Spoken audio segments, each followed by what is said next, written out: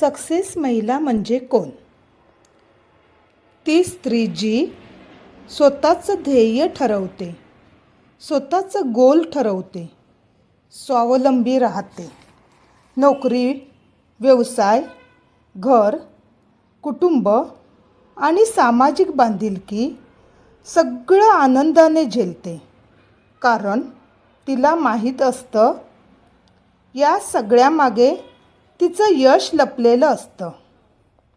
म्हणूनच म्हणतात, जीवन एक संघर्ष आहे, पण अंधारात बसण्यापेक्षा एक दिवा लावणं केव्हाही चांगलं. आणि तो दिवा कधीकधी काउन्सलिंग असतो. कारण मजबूत स्त्री जन्मत नाही, ती घडवली जाते.